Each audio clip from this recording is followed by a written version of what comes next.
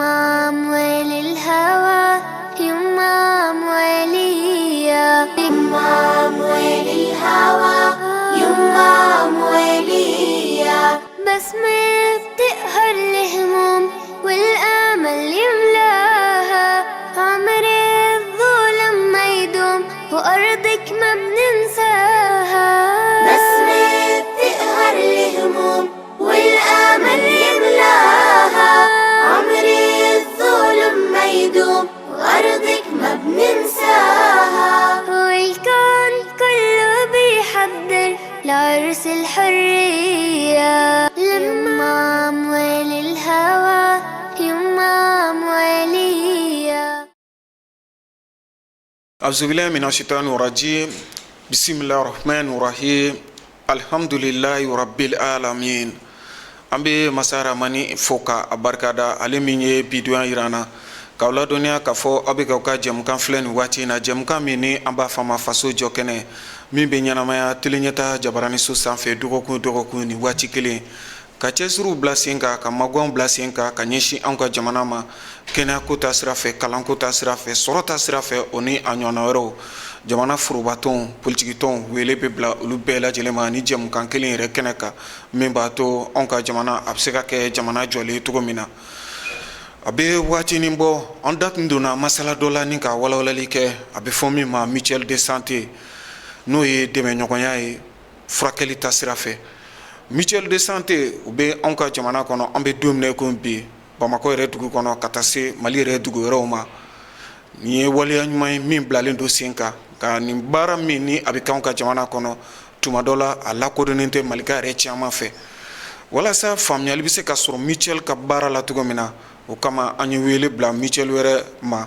krengrani ala mutuel de santé benka Bamako sigida flana kimimbe no ni abe fama sans fil mutuel ko folen sigilembe no anyu wele bla anyemo ma ani afrakel galoma kasekana anka kuma mutuel koka maldun kaseka famnyali chiama sorala mimbato mamunu be no kafo ala luka soro dogoya ubseka wuli tugom na kata utogo resebe mutuel la abseka kef samachia ka nyeshi ubela jelen klenena ma o kama masaba ube ambulu korobi alnya soro ma flare be plateau sanfe masaba na ni ala sona ma jem kan ku flana na ani ale na nyo soro ama folo e ambalakay ni ale turela ko frumuso kajatu ture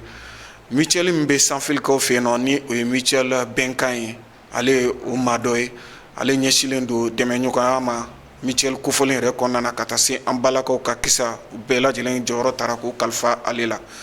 o kofe dogotoro dobe ambulo ni ale Hassan Bouré secrétaire administratif oye maye minre ka chestri bembe seben frako fenfe be nyanabo mutuel konnana ni oye benkanye sanfil ko feno anye wele blale fenema memba to anale repseka masala tugomna masabana ni ala sonama jemkan ku sabana jemkan ku flanana ale nana plateau ka ni oye jarala ko frumuso e fantasura ale te madugole telenyata flebo bulu bari wati temenona anye jemkan ke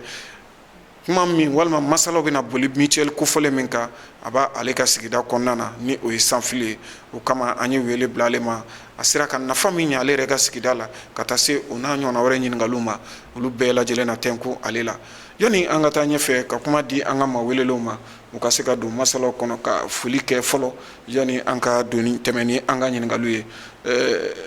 Hassan Bouré assalamu alaikum. Wa alaikum assalam wa rahmatullahi wa barakatuh. Tabarakallah. Ambe adamna ni ala toyam of bismillahir rahmanir rahim allahumma salli ala sayyidina muhammad wa ala alihi wa sallam salim amba afu ka afle braufu anira an wasa of sababu ambu bela jelum fu tabarakallah ala ka bara ala ka nya tanya ka ambe chi nyumana amina sara ko nyumanya ambe bulo amina fara allah raka amina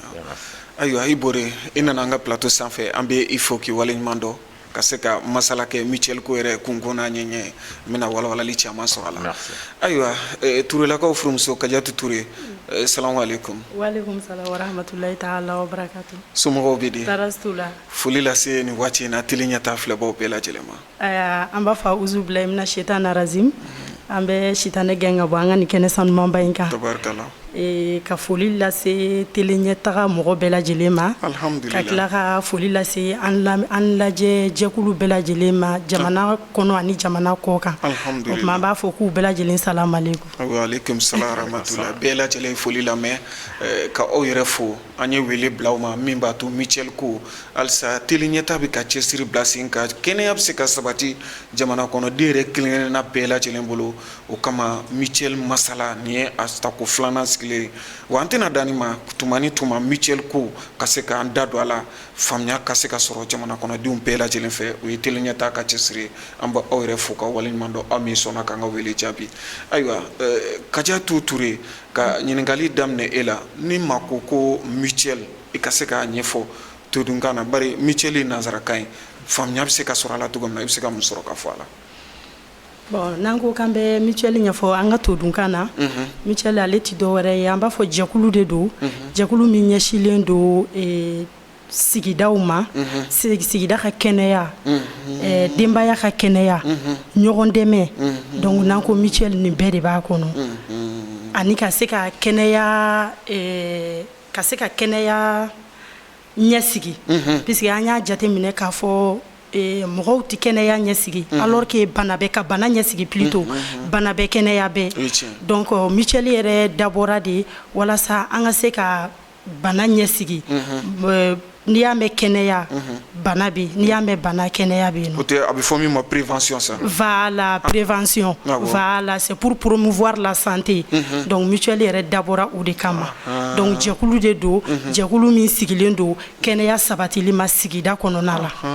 A bɛ sigi sigida de kɔnɔna na. A bɛ sigi sigida kɔnɔna la mais a mana sigi sigida kɔnɔna la bɛɛ bɛ se k'i ta sɔrɔ mutuelle la. Parce que n'i ko sigida fɔlɔ i b'a fɔ ko du de fɔlɔ. Donc dutigiw n'u ka dudenw olu b'u ta sɔrɔ a la sigida b'a ta sɔrɔ a la donc a mana walankata ka taga ɲɛfɛ jamana bɛ se k'a ta sɔrɔ a la. Alhamdulillah. Ni ye mutuelle ta k'a lajɛ dɛmɛɲɔgɔnya kɛnɛya ta sira fɛ a bɛ fɔ min ma mutuelle de santé ne bɛna Hassan Bori yɔrɔ Hassan Bori ni ye mutuelle ta k'a lajɛ ni kɛrɛnkɛrɛnnenya la mutuelle bɛnkan sans fil kɔnɔna na mutuelle ka ca jamana kɔnɔ nka aw ta in a sigira cogo jumɛn na i bɛ se k'i da don a la an ka se ka faamuyali sɔrɔ a la. D'accord, alhamdulillah. Bon, d'accord, yani n ka se k'i ka question jaabi n balimamuso bɔra ka mutuelle kɔrɔ f'i ye sigida la a jɔyɔrɔ a kɛ kun a nafa sigida la n kun b'a fɛ ka dɔɔni fara o kan. O tɛ baasi ye. D'abord parce que fɛn min de don jɛkulu de don jamana de y'a yamaruya k'a fɔ ko a bɛ fɔ min ma autorisation ale kelen tɛ se ka jɔ ni jamana kɔnɔdenw ka hami bɛɛ lajɛlen ye mais jamana kɔnɔdenw minnu n'u yɛrɛ b'a dɔn u bɛ se ka fara ɲɔgɔn kan ka hamina kow ta minnu bɛ taa kɛnɛya fɛ a fɔ o de ma mutuelle de santé minnu bɛ taa retraite fɛ a fɔ o de ma mutuelle de retraite minnu ta sini ɲɛsigi fɛ décès la a fɔ o ma mutuelle de décès donc mutuelle n'i y'a ta a bakuruba la farankan de don hamina maa minnu farala ɲɔgɔn kan haminako dɔ la walasa k'u bolo di ɲɔgɔn ma sariya kɔnɔna na parce que a sarakisɛ sɛbɛnw bɛ yen walasa ka ɲɔgɔn dɛmɛ ani hinɛ ani waleya donc mutuelle yɛrɛ y'o ta o fɛn o de a kɔrɔ de y'o ye k'o kɛ dafa ye ka fara Kadiatou Touré ta kan o fɛn nafa b'o o kuma na kosɛbɛ tabarikala a da sera ma n'o ye ɲɛsigi baaraw ye parce que an y'a ye k'a fɔ an ka tabiya la k'a fɔ ko k'an bɛ fɛnw ɲɛsigi gɛlɛyaw ɲɛsigi a fɔlɔ wale la a kun bɛ kɛ i bɛna sɔrɔ dutigiw kɔni bɛ se ka gɔnɔ ɲɔ tigɛ ka a da nɔrɔ ou bien ka fɛn dɔw ɲɛsigi donc nin fana ye o de ye mais nin ka bila kɛnɛya kan o de tun tɛ an fɛ yan nɔ mais sisan an bɛ yɔrɔ min na n'i ye jamana o jamana ta k'a fɔ ko a jamana ka kɛnɛ fɔlɔ ballon bɛ yen kɛnɛya bɛ yen ni kɛnɛya tɛ ballon tɛ yen jamana ma kɛnɛ donc pour que jamana ka kɛnɛya il faudrait que mutuelle ka waleya donc jamana y'a hakilina ta a mɛnna a bɛ san caman bɔ mais sisan de ale yɛrɛ b'a la k'a sen don la walasa a bɛ se ka waleya n bɛna an ka ɲininkali kɔnɔna na n'o ye mutuelle bɛnkan a nana cogo min na an ka sigida la bɛnkan sans fil kɔnɔna na ne yɛrɛ ye dɔgɔtɔrɔ ye fɔlɔ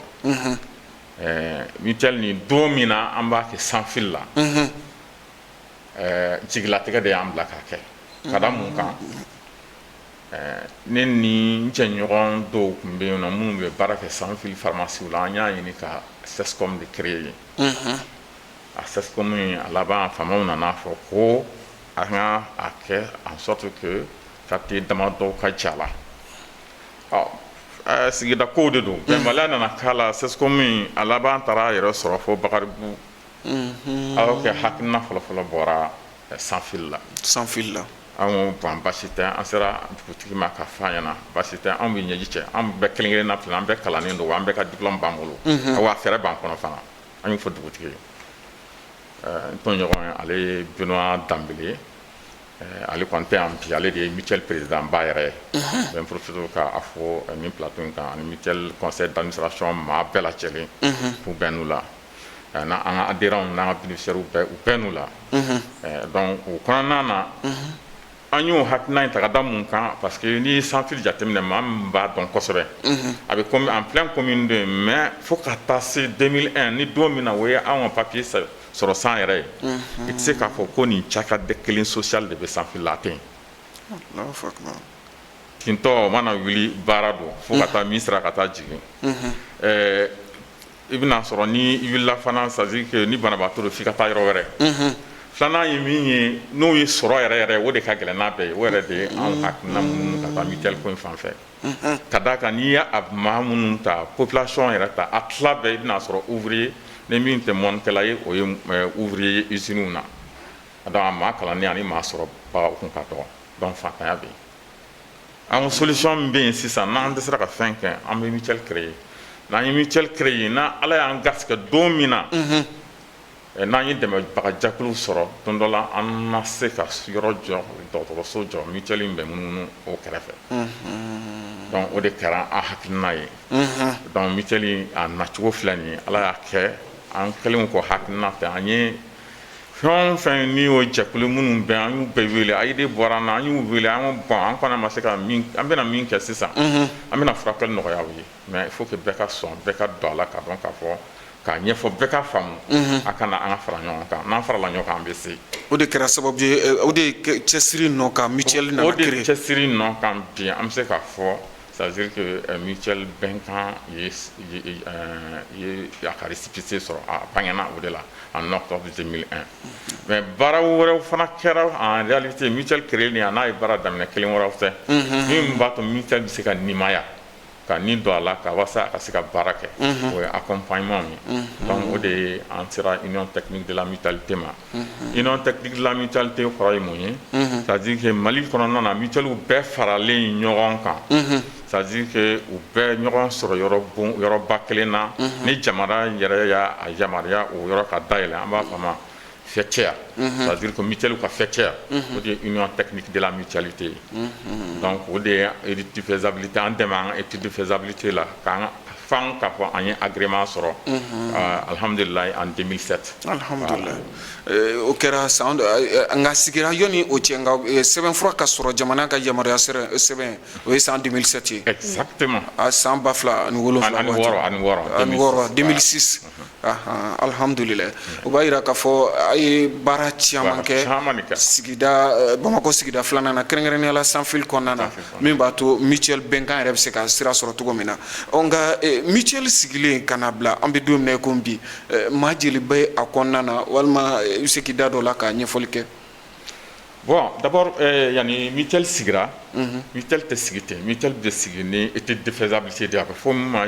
étude de faisabilité jateminɛ de bɛ kɛ est-ce que parce que mutuelle sɔrɔ wari tɛ bɔ yɔrɔ si ka di mutuelle ma k'a fɔ ko wari de b'a la non c'est-à-dire que aw yɛrɛ dama bɛ bɛn fɛn min kan ni de ye cotisation ye aw b'o de bɔ k'o de fara ɲɔgɔn kan aw ka fɛn min b'o la mutuelle yiriwali aw kan ka plan de développement minnu kɛ n'o ye kunnafoni kama aw lasɔn pour que a bɛɛ de bɛ b'o la ni baarakɛlaw b'a bolo o de bɛ b'o la donc bon maintenant a ka furakɛli a bɛna convention min kɛ ni dɔgɔtɔrɔsow cɛ o fana ni tɔndenw taara furakɛli la donc dɔgɔtɔrɔsow b'u ka facture bila ka na karisa a ka tɔndenw taara furakɛli la donc a furaw bɛnna nin ma analyse bɛnna nin ma nin bɛnna nin ma nin bɛnna nin ma donc mutuelle b'o fana sara donc ça veut dire que mutuelle ka sɔrɔda fɔlɔfɔlɔ a b'a jigi da a ka tɔnden kulu maa min bɛ don a la parce que an b'a fara ɲɔgɔn kan a bɛ jateminɛ k'a fɔ ko bɛɛ tɛ bana ɲɔgɔn fɛ a kɛra cogo o cogo dɔ tɛna to yen ani maa minnu b'a kɛ ala kama fi sabilillahi k'a fɔ tɔn min de don a bɛ kɛnɛya de kan an bɛ hinɛ an bɛ nin d'aw ma ani maa minnu partenaire minnu bɛ min sa k'a fɔ bɔn ni a bɛ nin baara in na an bɛ se ka nin d'aw ma n'i ye an ka cas ta sisan c'est vrai anw ye mutuelle de santé ye mais anw tɛ santé dɔrɔn kɛ an bɛ éducation b'an bolo an bɛ assainissement kɛ an bɛ formation kɛ nin caman nin bɛɛ de b'an ka baara nin bɛɛ volet bɛ aw ka mutuelle bɛnkan kɔnɔ sanfili la wa a bɛɛ baaralen don a bɛɛ b'a la ka baara kɛ alhamdulilayi o ye kow n'a nasira y'u garisɛgɛ ko ye ani sababu mais mutuelle kɔni a fɛn fɔlɔ-fɔlɔ ye a bɛ tɔn bɛ ba a base fɛn fɔlɔ-fɔlɔ min ka musaka ko la o y'a ka tɔndenw ye bon maintenant ni i y'a faamuya sisan k'a fɔ ko bon ni i ka question na sisan k'a fɔ ko maa hakɛ min b'a la n'i y'a ye n nana nin fɛn fɛ fɔlɔ parce que fɛn min de don a baara ka gɛlɛn fo k'a dama tɛmɛ an fɔlɔ kuma daminɛ na an y'a fɔ k'a fɔ ko a t'an ka mentalité la k'a fɔ ko bon ɲɛbila baara de don ɲɛsigi baara de don ala kama baara de don ça veut dire que c'est que comme i ka k'i yɛrɛ fɛ quoi o faamuyali fo an ka se yɔrɔ jan mais bi bi in na kɔni an bɛ se k'a fɔ de mutuelle daminɛnen ka se sisan ma an b'a fɔ ma adhérent ye mun ye ça veut dire que ne bɛ se ka kɛ adhérent ye mais ne sababu la maa 10 maa 20 o bɛ se ka don mutuelle la ne sababu la a bɛ f'o ma adhérent e kelen sababu la ne kelen sababu la donc sisan an bɛ maa 1000 ani maa 500 ani maa 66 la alhamdulilayi o ye adhérent ye adhérent maa 1000 ni 500 maa 1000 ni maa 500 ani 66 66 voilà alhamdulilayi o b'a yira k'a fɔ bénéficiaire la n'o ye maa wɛrɛ minnu bɛ mutuelle la ça veut dire que parce que adhérent bɛ yen adhérent kɔrɔ ye k'a fɔ ne de ye adhérent ye ne kelen donna n kelen tɔgɔ la o ye ka i bɛ don tɔn na ni tɔn kunko bɛ fɔ i bɛ wele wa i ka voix bɛ compter a b'o de ma adhérent o bɛ don o ye 500 nka o maa 1000 ni 500 la i b'a sɔrɔ maa minnu fana gulonnen b'o la o n'o fana hakɛ tɛ kelen an b'a fɔ o de ma bénéficiaire alhamdulilayi o de ye maa 60 ani maa 22 an bɛ yɔrɔ min alhamdulilayi o b'a yira k'a fɔ mutuelle bɛnkan jama bɛ a ka bolo kan an bɛ don min na i ko bi a bɛ ka cɛsiri ni magan ta ka minnu sɛgɛrɛ ayiwa ne bɛna Kajatu Ture yɔrɔ n'i ye mutuelle bɛnkan ta k'a lajɛ sanfili kɔnɔna na tubabu b'a fɔ min ma état de santé a bɛ cogo jumɛn na bi a ka kɛnɛya a ka baaraw bɛ cogo jumɛn na e bɛ se ka mun sɔrɔ ka fɔ o la mutuelle bɛnkan an bɛ se k'a fɔ a ka kɛnɛ baasi foyi t'a la an kɔni an bɛ baara kan wa baara tagabolo ka ɲi alhamdulilayi baara tagabolo ka ɲi an bɛ baara kan parce que mutuelle bɛnkan i b'a fɔ a ka kuma la a y'a fɔ cogo min na a tɛ kɛnɛya dɔrɔn kan anw minnu bangera sanfili la ka mɔn an bɛ se ka fɔ alhamdulilayi wagati min na anw bɛ an ka kalan kɛ anw tun bɛ bɔ de ka taga Ɲarela école la an bɛ tagama sanfili ni Ɲarela cɛ a ka jan an bɛ tagama ka taga an bɛ tagama ka segin école tun tɛ anw ka sigida la mais ala ni mutuelle bɛnkan sababu u n'u ka cɛsiri n'u ka baara sanfili ye école sɔrɔ tabarikala donc an bɛ se k'a fɔ mutuelle bɛnkan ka kɛnɛ mais halisa an bɛ dɛmɛ ɲini an bɛ dugawu ɲini ala a sɔnna ma ani dɔ wɛrɛ bɛ monsieur Bore fɛ ka fara a kan tabarikala bon ne hakili la monsieur Janbele a ka laɲinili kun ye n'a sɔrɔ mutuelle kɛnɛya ko mutuelle yɛrɛ a bɛ cogo di bi a bɛ cogo jumɛn na a ko alhamdulilayi mais o kɔrɔ tɛ k'a fɔ gɛlɛya t'an kan dɛ ami banna jɔrɔ banna ayiwa gɛlɛyaw ni ala sɔnna ma an bɛna gɛlɛyaw kɔnɔna na aw na gɛlɛyaw fɔ nka parce que an sago ye fɛn kelen min ye fo bɛɛ de ka faamu ko mutuelle ko ye hakɛ ko de d'abord jamana y'a jira n'i bɛ jamana kɔnɔden tila 3 ye tila 1 fɛn o fɛn bɛ état ka baara la ani fɛn o fɛn bɛ secteur privé la donc an m'o de b'o ta dɛsɛbaatɔ an b'o ta les 70% autres là o kɔrɔ k'a fɔ maa minnu sara t'u ye mais an b'a fɔ a ma secteur informel normalement ninnu bɛɛ kan ka don ka kɛnɛya sɔrɔ état fɛ mutuelle de fɛ. Donc c'est pour cela qu'aujourd'hui, il va état yɛrɛ accompagnement pas que mutuelle là, c'est-à-dire qu'an b'a fɔ ma mutuelle cofinancée mutuelle minnu a y'a yira k'a fɔ tiɲɛ yɛrɛ la tulonkɛ tɛ sɛbɛ de bɛ yen ka kow bɛ se ka kɔlɔsi donc depuis san caman sisan mutuelle yɛrɛ état yɛrɛ b'a la ka u dɛmɛ à travers un volet qu'on appelle le cofinancement pour que ka se ka walasa ka maaw encourager ka don mutuelle la cofinancement in kɔrɔ ye mun ye c'est-à-dire que état ni cotisation par exemple an ka la sisan an ta bɛna sa yɔrɔ ma ni cotisation ye 1000 ani 380 ye an bɛ plateforme min na nin donc maintenant 690 e b'o sara état ko k'a bɛ jɔ n'o tɔ ye état bi jamana yɛrɛ b'i jɔ jamana yɛrɛ bɛ jɔ n'o tɔ ye an bɛ don min na bi o de bɛ yen Alhamdulillah. bon maaw ka hakɛ de don n'a ma f'u t'a dɔn Tabaraka an wele kun ye o de pour que maaw ka dɔn k'a fɔ u ka n'u ka hakɛ nɔfɛ kana tun ka taa ayiwa Kadiatou Touré ne tun ka ɲininkali bɛna se o yɔrɔ ma ni mutuelle ta k'a lajɛ tɔrɔmɔɲɔ dɔ de bɛ sara a bɛ fɔ min yɛrɛ ma adhérent o b'o o de sara ni tɔgɔ bɛ sɛbɛn mutuelle la ka taa se musaka minnu bɛ sara a bɛ sara kalo o kalo de wa a bɛ sara kalo wɔɔrɔ o kalo wɔɔrɔ de wa mutuelle musaka ko i bɛ se k'i da don a la ka walawalali k'an ye n bɛ se ka n da don o la k'o walawala aw ye mutuelle musaka ko pour que a ka fɔ ko e yɛrɛ ye mutuelle tɔnden ye fɔlɔ k'i donna mutuelle la e ye tɔnden ye musaka dɔ de bɛ o bɛ sara nka musaka nin a man ca donc et puis musaka in ye sarako kelen de ye 500 par exemple ni e ɲanbele bɛ fɛ ka don anw ka mutuelle la sisan e bɛ 500 sara maintenant ni e ye 500 sara fo ni i ka carte tununa ou bien fo ni i ka carte fara la o la i bɛ segin ka na sinon i mana don 500 in na sisan nɔ a bɛ se ka san 10 k'i bolo donc c'est comme 500 in o ye donko kelen ye o ye frais d'inscription ye n'a sɔrɔ b'a fɔ tɔgɔ sɛbɛn wari ye voilà k'a jira k'a fɔ e kɛra mutuelle ka tɔnden ye donc mutuelle kunkanko kuma foyi tɛ se ka fɔ e ɲanbele kɔ n'an bɛ assemblée kɛ e b'i wele ni mutuelle fɛn o fɛn bɛ kɛ kunnafoni kunda a bɛ da e kulo alhamdulillah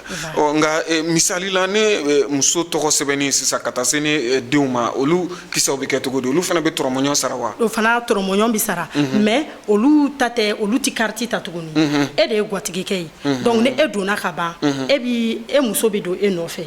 denw bɛ don i nɔfɛ i den bɛɛ bɛ don fo n'a sɔrɔ i den min sera san 18 ma donc o la cotisation de bɛ sara olu fana ye san kɔnɔ o cotisation fana mɔgɔ kelen o mɔgɔ kelen 1000 ani 380 o de kan ka sara mais état ye ko nɔgɔya an ma i b'a fɔ monsieur Bore bɔra k'a fɔ cogo min na état ko bénéficiaire ka tilancɛ sara ale yɛrɛ bɛ tilancɛ sara donc o tilancɛ in ti dɔwɛrɛ ye o ye 690 ye donc ni e donna la sisan e bɛ i muso don e bɛ o ka 690 sara o y'o ka san wari sarali ye k'a ban donc ni den hakɛ o hakɛ fana b'e bolo o bɛɛ bɛ don o cogo la mais ni aw donna pour que a ka se ka anw yɛrɛ ka prestation bénéficier pour que a ka se ka mutuelle ka nafaba sɔrɔ mutuelle la kɛnɛya ta fan na donc an bɛ kalo 3 de di i ma i bɛ kalo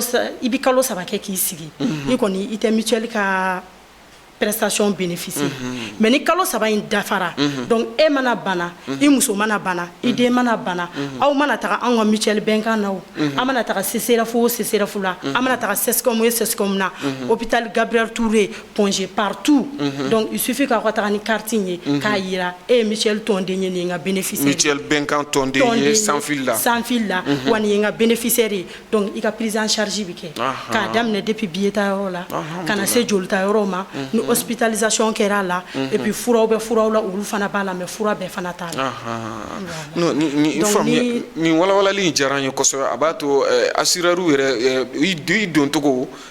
ka se ka ani maa minnu bɛ gulon e la i muso b'o la i den b'o la i ka lamɔden b'o la nka o yɔrɔ in yɛrɛ tɛ lamɔden fana b'a la wa lamɔden mɔgɔ b'i ka okumu kɔnɔna la fo n'a kɛra i fa ni ba ye i fa ni ba kɔni olu t'a la ani i den min mana san 18 sɔrɔ o y'o balikuyalen ye o sen bɛ bɔ a la donc i bɛ carte kura ta o ye k'o ka bénéficiaire fana wari sara alhamdulillah ayiwa ni baro in nafa ka bon kosɛbɛ nka monsieur Bore ne tun bɛ fɛ ka ɲininkali min kɛ la o de ye k'a fɔ n'i ye mutuelle ta k'a lajɛ bi ani AMO ko danfara b'u ni ɲɔgɔn cɛ wa walima mutuelle ni AMO a bɛɛ lajɛlen ye fɛn kelen wa ni ala sɔnna ma baro ta ko filanan na an bɛ segin ka na kɛnɛ kan ka se ka walawalali kɛ o kisa la ni ala ka jɛ a k'an sɔn inshallah.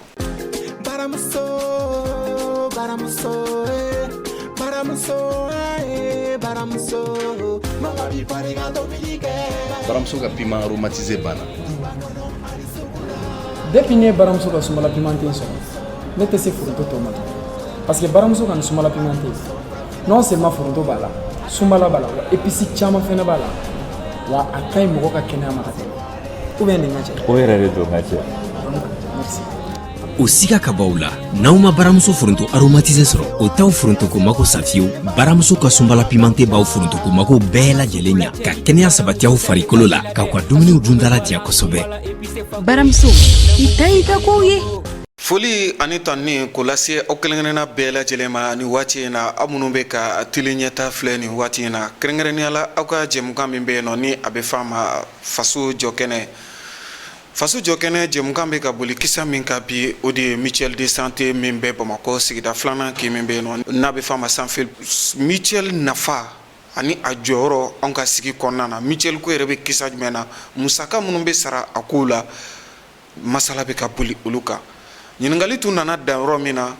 o de ye mutuelle n'i ye a ta k'a lajɛ i b'a ye ani min bɔ bɛ ɲɔgɔn fɛ kosɛbɛ ni maliden caman bɛ o dɔn o de ye AMO ye AMO ni mutuelle danfara b'u ni ɲɔgɔn cɛ wa u danfara ye mun ye ɲininkali tun nana da o yɔrɔ nka maa sabanan jɛmukan in kɔnɔ min nana fara an kan an bɛ kuma d'ale ma ale ka foli kɛ yanni an ka se Asani Bore ma Madame Jara Fana Sura salamu alaikum. Wa alaikum salam wa rahmatullahi wa barakatuh Mshinyamili. Somɔgɔw bɛ di? An bɛ Ala tanu. E ni fama? Nse an bɛ ni dafi. N b'a jigiya k'a fɔ tele ɲɛtaa filɛbaw caman minnu bɛ tele ɲɛtaa suit kosɛbɛ olu ye nin wagati in na dɔrɔn n b'a dɔn a caman b'i dɔn k'a sababu kɛ e tɛ maa dogolen tele ɲɛtaa yɛrɛ jabaranin so sanfɛ wa waati tɛmɛnenw yɛrɛ la faso jɔkɛnɛ jɛmukan kelen kɛnɛ kan an ye émission dɔ fɛnɛ kɛ yan nɔ min kumana maire yɛrɛ jɔyɔrɔ kan an ka sigi kɔnɔna na ka taa se hali furuko kumaw yɛrɛ walima furusa banbali minnu b'an ka jamana kɔnɔ i ye da don olu bɛɛ lajɛlen na ka walawalali kɛ bi i bɛ yan mutuelle de santé sans fil tɔgɔ la kɛrɛnkɛrɛnnenya la a bɛ fɔ min ma mutuelle de santé bɛnkan ka se ka na kɛ dafan ye u yɔrɔ an ka se ka baro sigi kɛ ɲɔgɔn fɛ i bɛ se ka mun foli kɛ nin waati in na ka ɲɛsin tele ɲɛtaa filɛbaw ma. Alhamdulillahi rabbil alamin. An bɛ Ala subhanahu wa taala tanu ka barika da. Tabarakala. Dante foli min na dante barika da min na. Kisi ni nɛɛma caman k'o kɛ an kuntigi Muhamɛd sallallahu alayhi wa sallam. A n'a jɛɲɔgɔnw a n'a ka so dunkew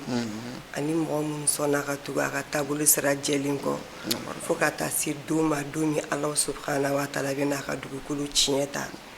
An bɛ masa in deli misi ɲambile Ala k'an fara o jama kan. Amina ya Rabbi. Ala gasi bɔlen kɔfɛ an na Ala kira gasi bɔlen kɔfɛ an na. An bɛ tele ɲɛtaa fo vraiment u bɛ cɛsiri min na jamana in kɔnɔ a kɛra Ala ɲɛna mɔgɔw ka se k'u ka hakɛw dɔn diinɛ sira la k'a dɔn i kan ka taa sira min fɛ ni n'a ɲɔgɔnnaw fɛnɛ mun ye mutuelle ni fɛn caman ye aw bɛ cɛsiri min na vraiment a kɛra Ala ɲɛna an kɔni bɛ dugawu de kɛ ka Ala deli Ala ka barika don baara ninnu na baara in a ka bila saya ye a kana bila foyi ye hali ni saya nana mɔgɔ wɛrɛw ka sɔrɔ minnu bɛ se ka cɛsiri kɛ baara in kɔnɔna na ni o ye tele yɛrɛ directeur ba ye an ka foli b'a ye ka na se arajo ma ka na se tele bɛɛ lajɛlen ma an kɔni foyi tɛ anw bolo ka dugawu k'aw ye ka aw tanu aw bɛ baara min na aw ni cɛsiri Ala ka dɔ fara cɛsiriw kan Ala ka barika don baaraw la alhamdulilahi rabbil alamin. Ayiwa an b'a fɔ i Sisoko i Jara i nali min kɛra an ka kɛnɛ kan a diyara n ye an bɛ i fo k'i waleɲuman dɔn ayiwa Asani Bore ɲininkali tun nana da yɔrɔ min na ka se ka danfara k'an ye AMO ni mutuelle ni ɲɔgɔn cɛ danfara b'a la wa a danfara ye mun ye. Ayiwa i bɛ hakɛ to encore yanni i ka ɲininkali jaabi Jara Madame Jara elle est une des présidente d'honneur de la mutuelle Benkan. Alhamdulillah. Mutuelle Benkan, d'abord sigida délégué maire de do. Mais en même temps, a yɛrɛ taabolo n'a ka cɛsiri fɛ an nin bɛ se ka dɔ fara mutuelle daraja kan. Alhamdulillah. A kɛra an ka session tɛmɛnen assemblée tɛmɛnen janvier 2020. A kɛra membre des présidents d'honneur ye. Donc aujourd'hui, je pense que a ma o yɔrɔ fɔ mais ne b'a fɔ. Alhamdulillah. Donc an ka président d'honneur dɔ don. Tabarikala. Ayiwa président d'honneur an b'o fana chapeau fara. Mairia chapeau fana kan. Chapeau fara. Alhamdulillah. Ayiwa.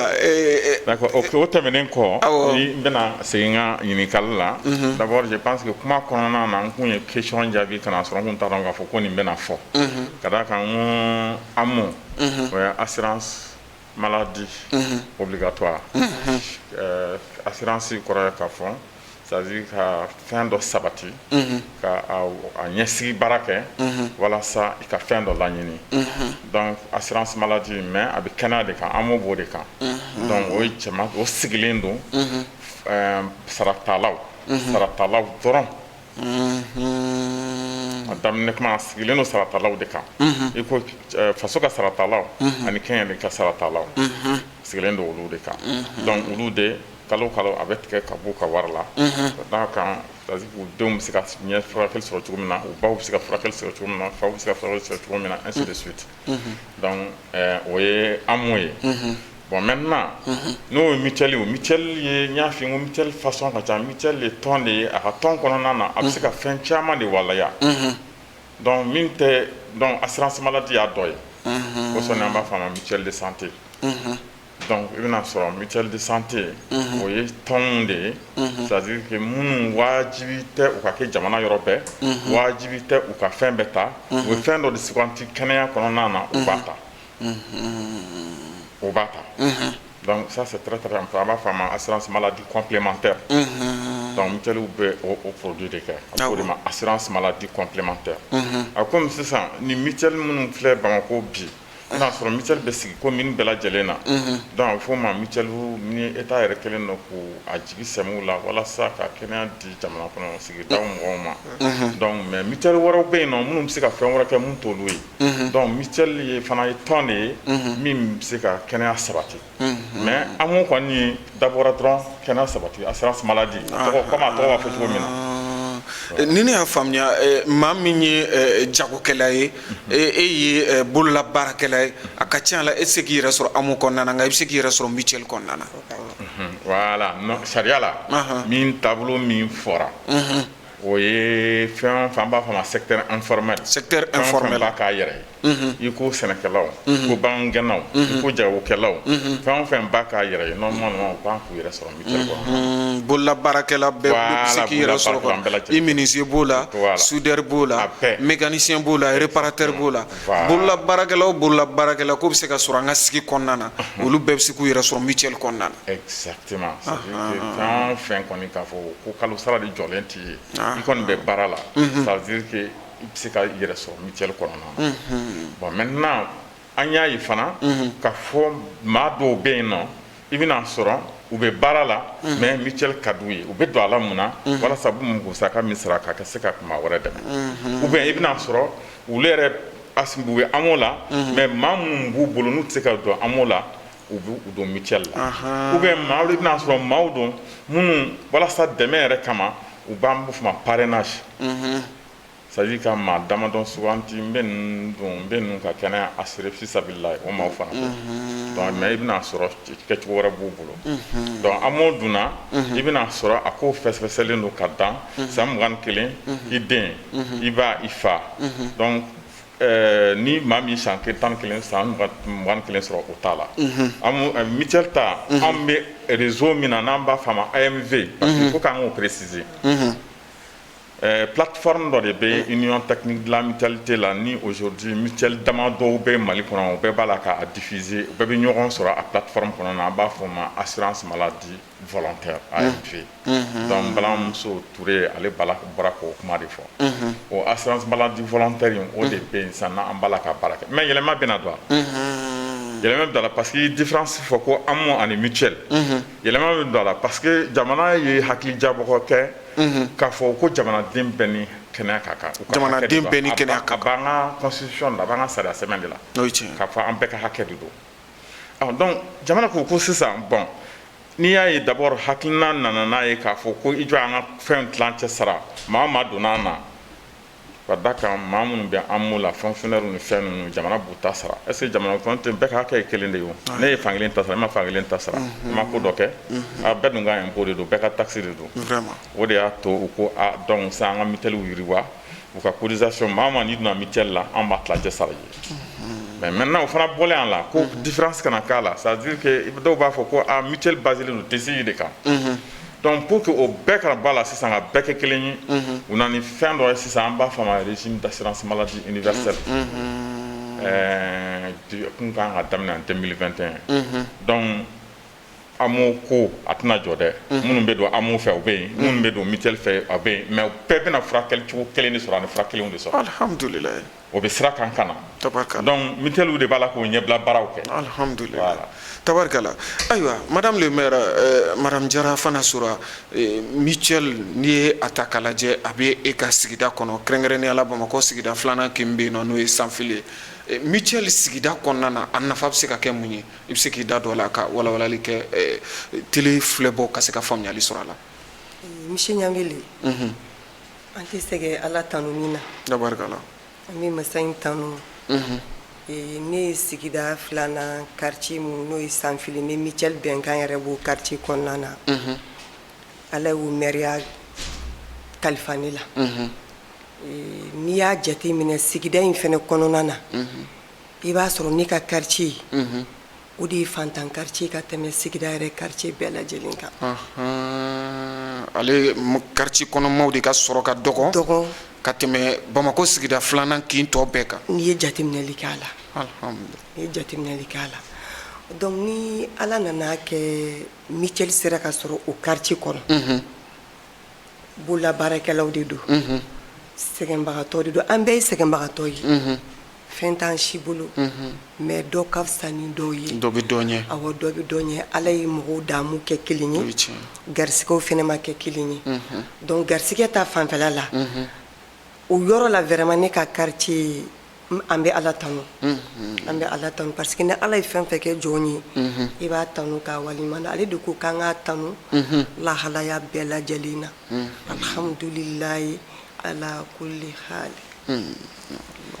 donc ne bɛ Ala tanu o kana mutuelle bɛnkan bɛn o quartier in ma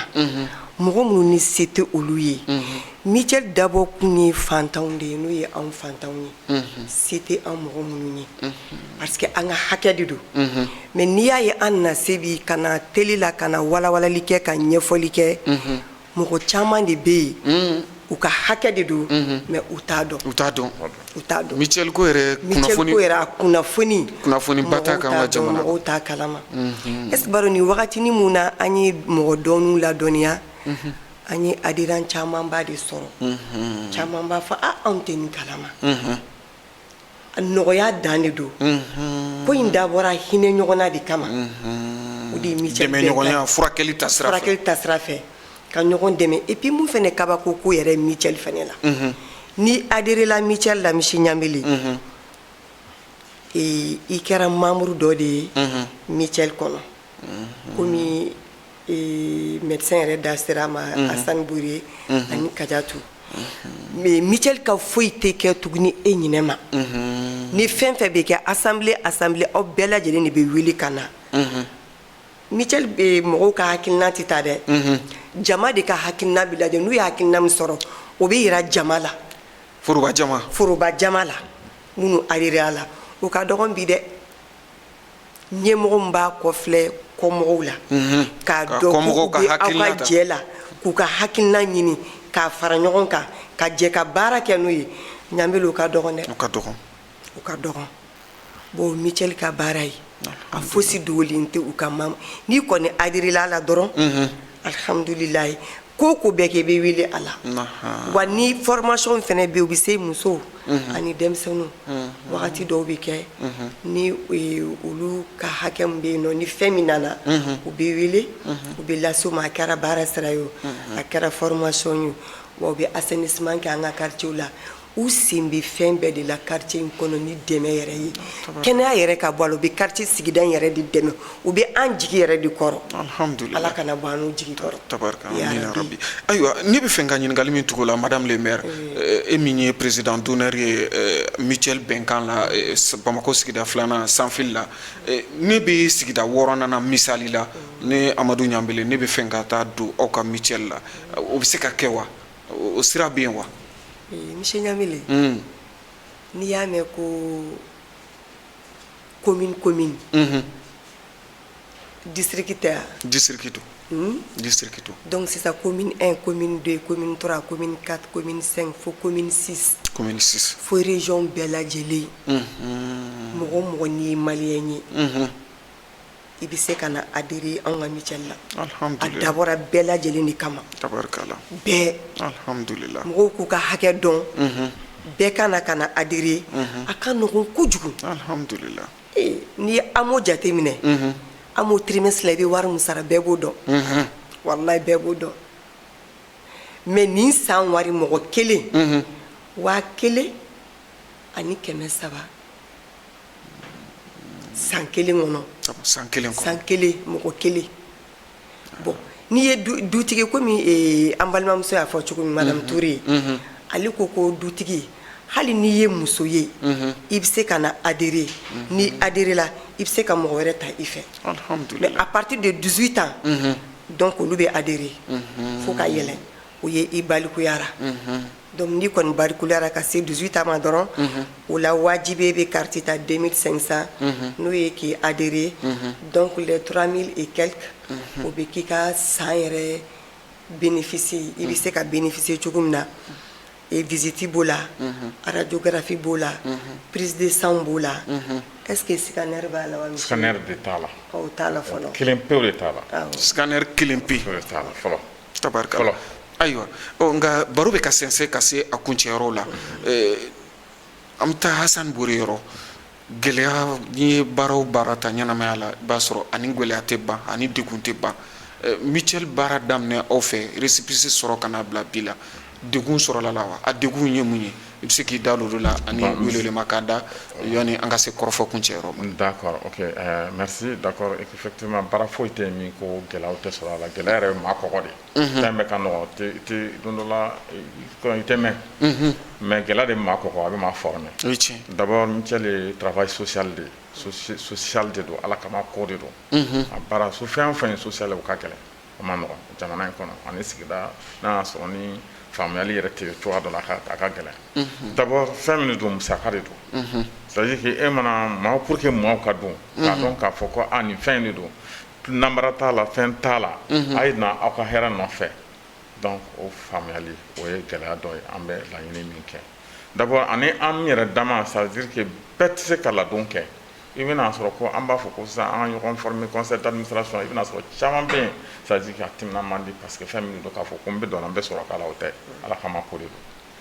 Voilà, cɛsiri ko de don. C'est comme association de don, caritative de don. Voilà, donc association façon de don. Donc en même temps aussi i bɛna sɔrɔ aw bɛ fɛn min kɛ convention min signé n'a ka tɔndenw bɛ taa furakɛli o musakaw ni jama ma caya a bɛna kɛ don o don a bɛ jigin duguma fo mɔgɔ ka sɔrɔ min b'a jɔrɔma. Donc o gɛlɛyaw de bɛ yen nɔ. Et puis gɛlɛya min b'a la ni n kan k'o fana ka fara kan alhamdulillah bi État jɔlen don a b'a la ka o dɛmɛ kɛ. C'est-à-dire que fɔlɔ a tun bɛ da la mais a waleya tun tɛ kɛ mais bi a bɛ da la a waleya b'a la ka kɛ ala ka dɔ fara o kan quoi. Voilà parce que fɔlɔ an mɛnna a bɛ da la mais a waleya t'a la ka kɛ. C'est-à-dire que État tun b'a fɔ a ye fara ɲɔgɔn kan a y'a kɛ tan mais ka mɔgɔw jɔyɔrɔma tintin o tun t'a la kɛ mais bi comme olu yɛrɛ y'a ye fɛn min don an bɛ jamanaw na minnu bi IMOA yɛrɛ kɛlen don ka fɛn ta règlement intérieur dɔ ta a ka jamana ninnu bɛɛ lajɛlen na c'est à dire que pour que mutuelle ka se ka a lasakɔrɔta a bɛ kɛ taabolo kelenya la mutuelle sociale la kɔni. Tabarakala. O yɛrɛ ka bɔ a la jamanaw bɛ yen minnu nana mutuelle ko kalan yan nɔ bi pour que i ka se ka maire sɔrɔ tant que i ka commune na maa hakɛ min assurélen tɛ c'est à dire que min tɛ mutuelle la a n'o tɛ maire sɔrɔ.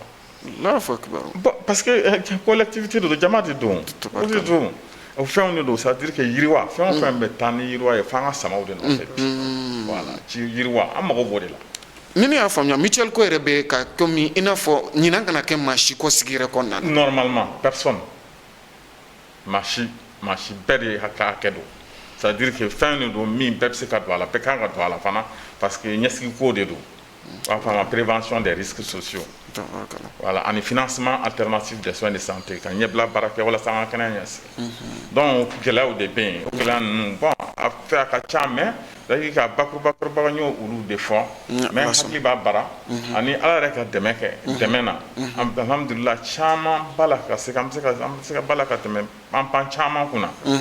aujourd'hui ni faamaw yɛrɛ ka dɛmɛ ani ala yɛrɛ b'a la ka fɛn na ni sababu a b'a dayɛlɛ k'a dayɛlɛ mutuelle ye bi an kelen tɛ mutuelle caman parce que mutuelle bɛ commune bɛɛ la bi quartier commune caman bɛ yen mutuelle b'u la mais m'a fɔ minnu fina